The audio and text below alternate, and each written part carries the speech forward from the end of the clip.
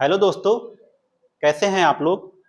उम्मीद करते हैं कि अच्छे होंगे और आपकी पढ़ाई अच्छी चल रही होगी।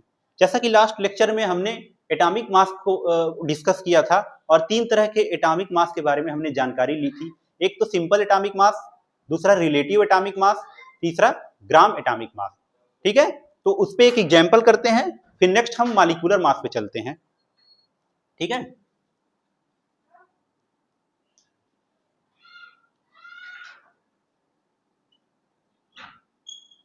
एग्जाम्पल जैसे एल्यूमिनियम के अंदर हमको निकालना है,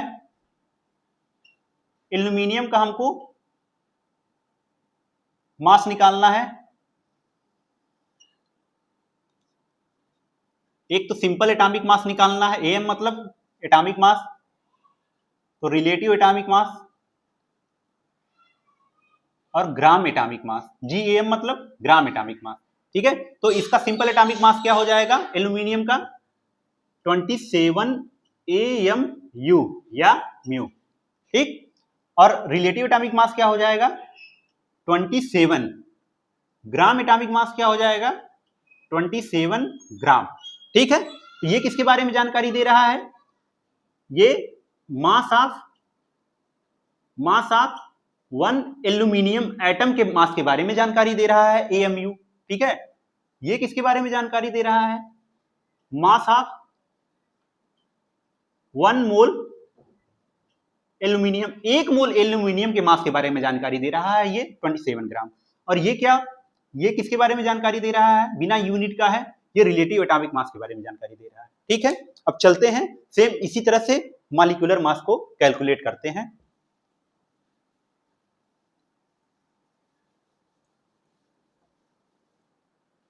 मॉलिक्यूलर मास,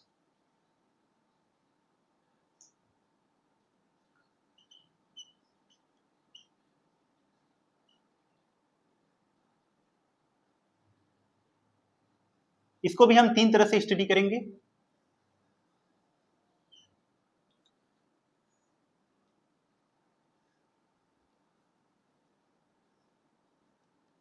एक तो simple molecular mass,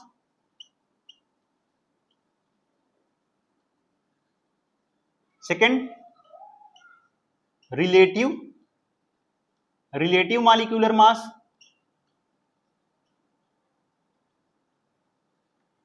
third one gram molecular mass.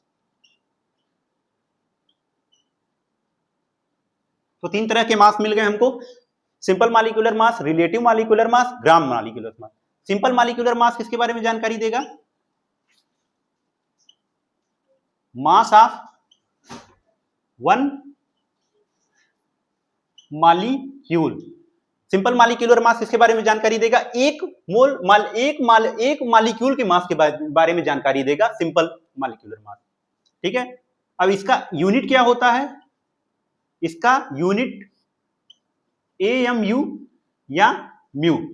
इसका यूनिट क्या हो गया AMU या म्यू। जैसे एग्जांपल हम H2O के एक मॉलिक्यूल के अगर मास की बात कर रहे हैं, एग्जांपल ले लें H2O के एक मॉलिक्यूल की, H2O का एक मॉलिक्यूल है और उसके मास को हम अगर कैलकुलेट करें तो एक हाइड्रोजन एटम का एटॉमिक मास कितना होता है 1 AMU। दो हाइड्रोजन एटम है तो इसका कितना हो जाएगा 2 AMU, प्लस ऑक्सीजन का एटॉमिक मास कितना होता है 16 AMU, तो ये कितना आ जाएगा 18 AMU।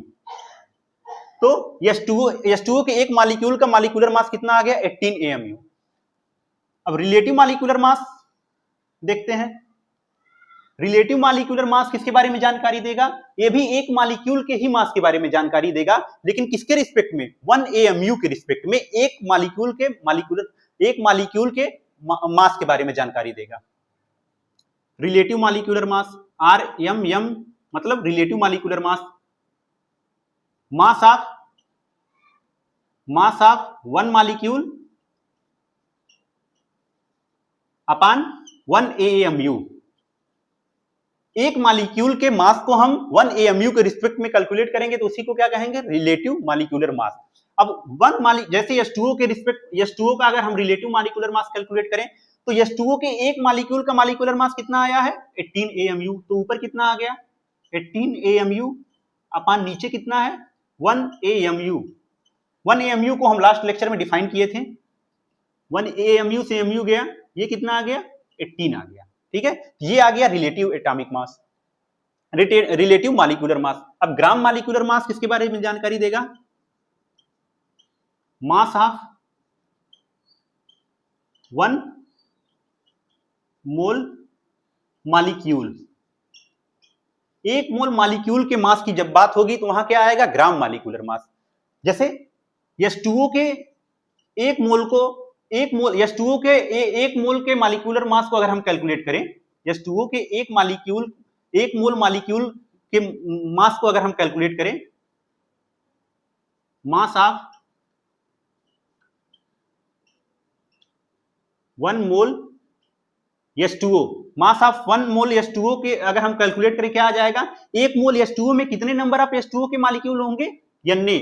एक मोल H2O के मॉलिक्यूल में कितने नंबर ऑफ मॉलिक्यूल होंगे, Na किस नंबर को रिप्रेजेंट करेगा, 6.022 इंटू 10 टू द पावर 23। तो एक मोल H2O में कितने नंबर ऑफ H2O के मॉलिक्यूल होंगे, इतने नंबर ऑफ, कुल इतने नंबर ऑफ मॉलिक्यूल होंगे। तो एक मोल H2O में टोटल नंबर ऑफ मॉलिक्यूल कितने होंगे, Na। और एक H2O के मॉलिक्यूल के मास को अगर Na से मल्टीप्लाई कर देंगे तो हमको क्या मिल जाएगा, ग्राम मॉलिक्यूलर मास। क्या मिल जाएगा, gram molecular mass. Mass of 1 molecule of H2O। ठीक है, तो H2O के एक मोल में कितने नंबर ऑफ H2O के मॉलिक्यूल होंगे, Na। और एक H2O के मॉलिक्यूल के मास को अगर Na से मल्टीप्लाई कर देंगे तो क्या मिल जाएगा, ग्राम मॉलिक्यूलर मास, Na। और mass of 1 molecule of H2O कितना आया है, 18 AMU आया है। कितना आया है, 18 AMU, Na इंटू 18। और 1 AMU हम बताए थे लास्ट क्लास में किसको रिप्रेजेंट करता है, 1 अपान Na ग्राम को। तो Na से Na गया, कितना आ गया, 18 ग्राम।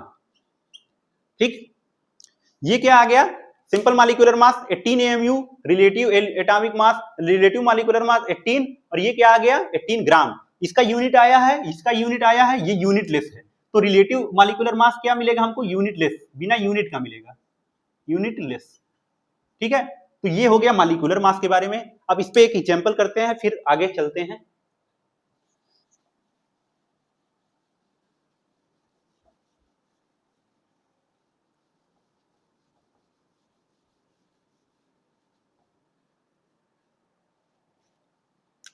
जैसे H2SO4 सल्फ्यूरिक एसिड में अगर हमको कैलकुलेट करना है,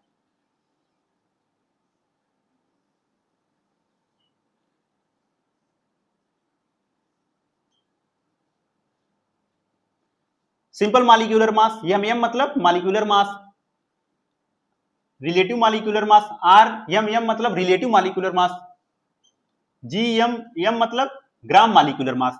तो इस H2SO4 का मॉलिक्यूलर मास कितना आ जाएगा, H2SO4 का मॉलिक्यूलर मास कितना आ जाएगा, एक हाइड्रोजन एटम का एटॉमिक मास कितना होता है, 1 AMU। कितने एटम हैं, दो एटम हैं, तो 2 एटम के लिए क्या हो जाएगा, 2 AMU। एक सल्फर के एटम का एटॉमिक मास कितना होता है, 32 AMU। और एक ऑक्सीजन के एटम का एटॉमिक मास कितना होता है, 16 AMU। कितने हैं टोटल, 4 एटम हैं, तो कितना हो जाएगा 64 AMU। ये कितना आ जाएगा value total, 34 AMU plus 64 AMU, ये आ जाएगा आपका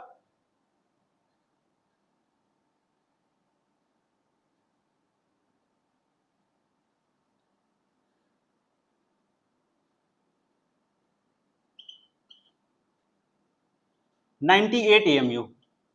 तो H2SO4 का मॉलिक्यूलर मास कितना आ गया, 98 AMU। इसका रिलेटिव मॉलिक्यूलर मास क्या आ जाएगा, 98 हो जाएगा। और ग्राम मॉलिक्यूलर मास क्या आ जाएगा, 98 ग्राम आ जाएगा। तो ये कितना आया, ग्राम में आया, ये कितना आया 98 AMU, ये क्या आया 98।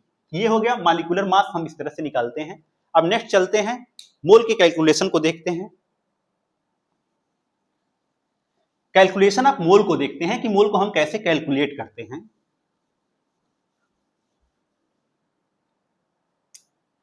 Calculation of mole.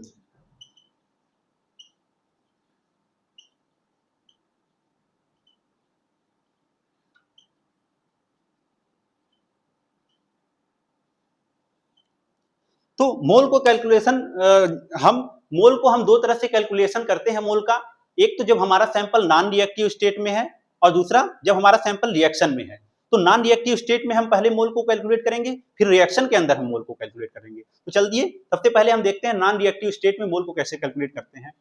तो मोल को हम तीन फार्मूले से कैलकुलेट कर सकते हैं। तीन फार्मूले हैं जिनसे हम मोल को कैलकुलेट कर सकते हैं।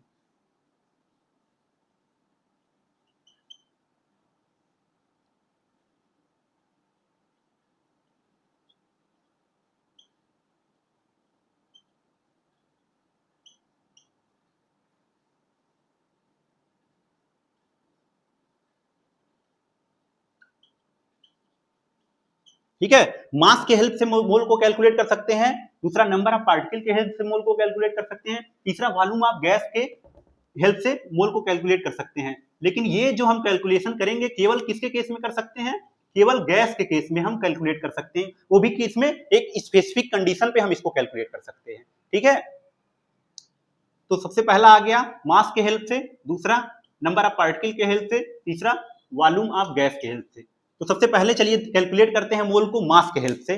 मास के हेल्प से कैसे कैलकुलेट करते हैं मोल को?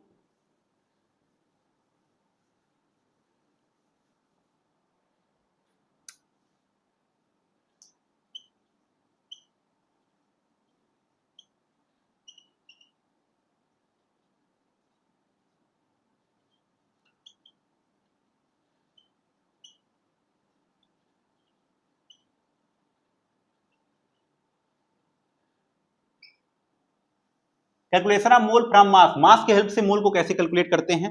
ठीक है,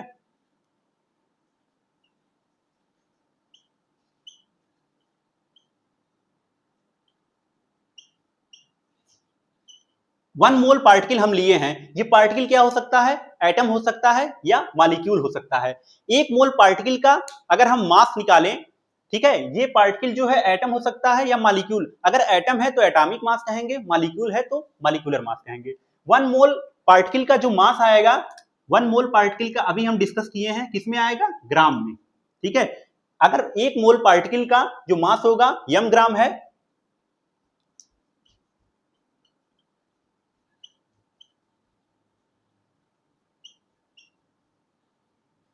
एक मोल पार्टिकल का मास यम ग्राम है, तो यम ग्राम पार्टिकल में क्या क्या हो जाएगा?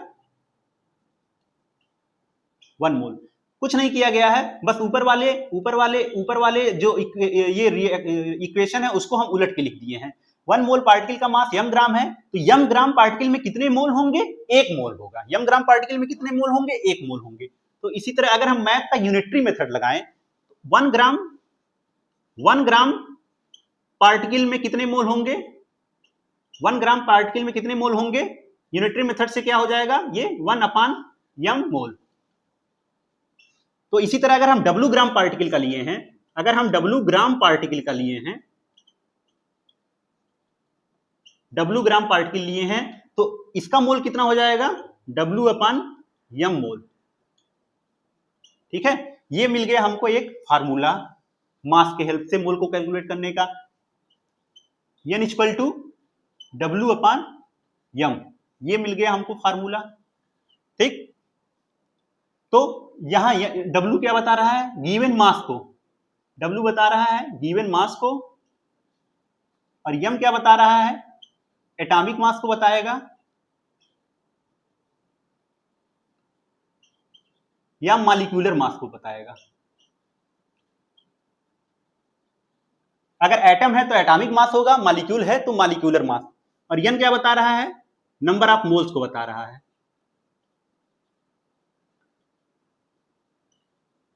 ठीक, तो मास के हेल्प से हम मोल को कैलकुलेट करते हैं। इस फार्मूले को हमने डेराइव भी कर दिया। अब इस पे कुछ न्यूमेरिकल देखते हैं। चलिए नेक्स्ट।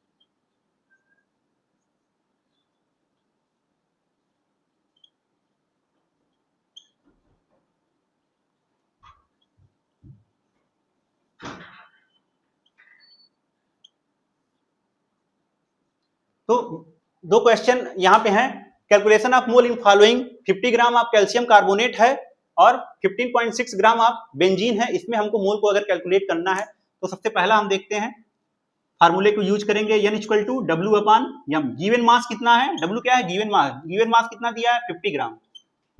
अब मॉलिक्यूलर मास कितना होगा, कैल्शियम कार्बोनेट का मॉलिक्यूलर मास CaCO3, एक कैल्शियम का एटॉमिक मास कितना होता है 40, कार्बन का कितना होता है 12, एक ऑक्सीजन का कितना होता है 16, 3 है तो 48 आ जाएगा। ये आ जाएगा आपका 100 ग्राम। मॉलिक्यूलर मास कितना आ गया 100 ग्राम, 100 से यहाँ पे डिवाइड कर देंगे, ये कितना आ जाएगा 0.5 मोल आ जाएगा, 0.5 मोल है। 50 ग्राम ऑफ कैल्शियम कार्बोनेट में कितने मोल होंगे 0.5 मोल होंगे। Second one 15.6 gram of benzene का है, यहां भी वही फार्मूला लगाएंगे, N equal to W upon M। Given mass कितना है 15.6 ग्राम है, 15.6 ग्राम। अब बेंजीन का मॉलिक्यूलर मास कैलकुलेट करते हैं, एक कार्बन का 12 होता है, 6 कार्बन है, कितने हो जाएंगे 72, एक हाइड्रोजन का 1 होता है, 6 हाइड्रोजन है, कितने हो जाएंगे 6, 78 ग्राम आ जाएगा। 78 से यहाँ डिवाइड करेंगे और इसको सॉल्व करेंगे, यह आ जाएगा आपका 0.2 मोल। ठीक है, तो 50.6 ग्राम बेंजीन में कितने मोल होंगे 0.2 मोल होंगे। ठीक है, तो ये हो गया calculation of mole with the help of mass. अब नेक्स्ट क्लास में हम डिस्कस करेंगे calculation of mole with the help of number of particle. Number of particle के हेल्प से हम मोल को कैलकुलेट करेंगे। ठीक है, तो थैंक यू वेरी मच।